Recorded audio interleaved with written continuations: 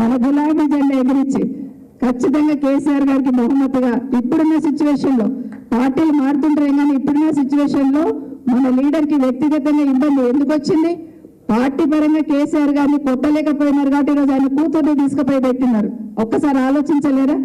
ఆ విధంగానే ఆయన డిమోరలైజ్ అవుతాడేమో, ఆ విధంగానే సైలెంట్ అయిపోతాడేమో కార్యకర్తలని కాదు, ఇంకా కసిగా పనిచేసే ప్రయత్నం చేద్దాం. ఎందుకంటే ఆ విధంగా ప్రయత్నం చేసి ఇవన్నీ కూడా అపవాదులే, ఇదేది కూడా నిజం కాదని తెలిసేటట్టు ఖచ్చితంగా చేయాల్సిన అవసరం ఉంది. ఎందుకు చేస్తున్నారు ఇదంతా కింది స్థాయిలో చెప్పాల్సిన అవసరం ఉంటుంది. ఈ టైంలో మన లీడర్కి ఆ విధంగా ఇబ్బంది ఉన్న ఈ టైంలో, ఎందుకంటే ఒక కాకి చనిపోతే 100 కాకులు చుట్టుముడతాయి దాని చుట్టూ. కానీ ఈరోజు కేసీఆర్ గారి బిడ్డ అక్కడ ఉన్నప్పుడు ఈ టైంలో పార్టీ మారాలని నిర్ణయం తీసుకుంటున్న వాళ్ళు మానవత్వం లేని వాళ్ళని మాత్రం గుర్తు చేస్తున్నాం. ఎందుకంటే అది గుర్తుపెట్టుకొని మరొకసారి మీకు అందరు కూడా విజ్ఞప్తి, 13వ తారీఖు నాడు కేసీఆర్ గారి మీటింగ్ మనం చేవెళ్ళలో పెట్టుకున్నాం.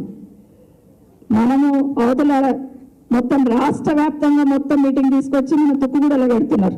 రాష్ట్రం అంతా వస్తారట అక్కడికి, కానీ మనం చేవెళ్ళ పార్లమెంట్కి వెళ్ళి మాత్రమే వస్తాం. గుర్తుపెట్టుకోండి, వాళ్ళు రాష్ట్రం అంతా తీసుకొస్తారంట తుక్కుగూడకి, కర్ణాటక వెళ్ళి కూడా తీసుకొస్తారు వాళ్ళు కావాలంటే. కరెక్ట్ మీరు చెప్పండి, కర్ణాటక వెళ్ళి కూడా తెచ్చుకుంటారు. కాబట్టి మనము 13వ రోజు 13 నాడు గౌరవ అధ్యక్షులు కేసీఆర్ గారు వస్తున్నారు చేవెళ్ళకి.